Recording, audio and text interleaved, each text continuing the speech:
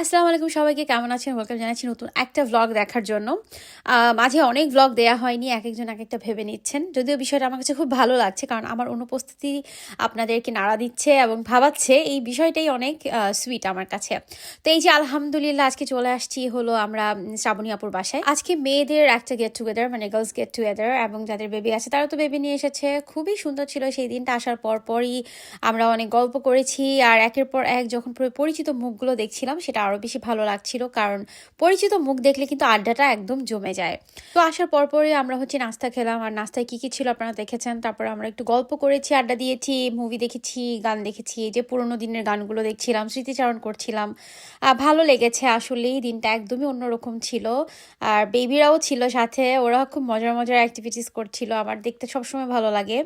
তারপরে কিছুক্ষণ পরে দেখলাম যে খাবারের স্মেল আসছে। সেদিন বৃষ্টি ছিল, যেতে যেতেই আমি ভাবছিলাম যদি শ্রাবণী আপু খিচুড়ি রান্না করে একদম জমে ক্ষীর হয়ে যাবে বিষয়টা।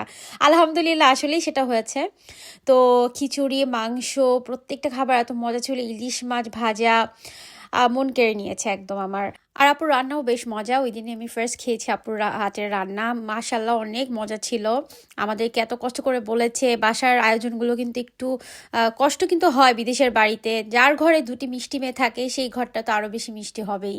মাশাল্লাহ আপুর দুই মেয়ের জন্য দোয়া করবেন। প্রতিটা মানে ঘরের প্রতিটা কোনাই যেন কি একটা মায়া কাজ করে। এই যেদিকে মাছ, ওদিকে বাচ্চাদের জন্য খেলাধুলার জায়গা, সবকিছুর মধ্যেই কেমন একটা। আরেকটা ব্যাপার হচ্ছে, আপুর বাসায় যাওয়ার পর আমি একটা বাংলাদেশি ভাইবস পাচ্ছিলাম, একটা কেমন জানি বাংলাদেশি ফিল পাচ্ছিলাম। পরে আপুর সাথে কথা বলতে বলতে আপু এটা বললেন যে সে এমনভাবে বাসাটাকে সাজিয়েছে বা রেখেছে যেন আসলে একটা বাংলাদেশি ভাইবস পাওয়া যায়। আলহামদুলিল্লাহ খাওয়া দাওয়া শেষ করে এখন এই মিষ্টিটা খাবো। এত মজা ছিল। এটা একটু গাজর দিয়ে, দুধ দিয়ে পায়েস টাইপের, বাট পায়েসও না, এটার নামটা এখন মনে পড়ছে না।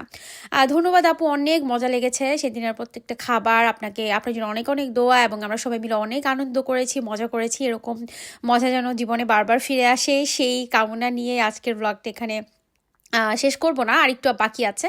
তো এটা রেসিপি যারা জানতে চান তারা কিন্তু কমেন্টে লিখতে পারেন, আমি আপুর কাছ থেকে রেসিপিটা জেনে দিব। এবং এটা হচ্ছে একটা দুধের যে স্মেল, মানে গুঁড়ো দুধও দেওয়া হয়েছে, সেটার স্মেলটা খুব ভালো লাগছিল, আর এত ফ্লেভারফুল ছিল, সব কিছু পারফেক্ট।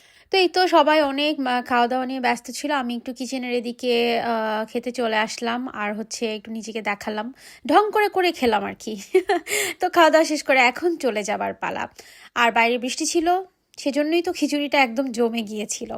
কেমন লেগেছে আজকের ব্লগ জানাবেন, ভালো থাকবেন, দেখা হবে পরবর্তী কোনো একটি ব্লগে। সেই পর্যন্ত আল্লাহ হাফেজ, আসসালামু আলাইকুম।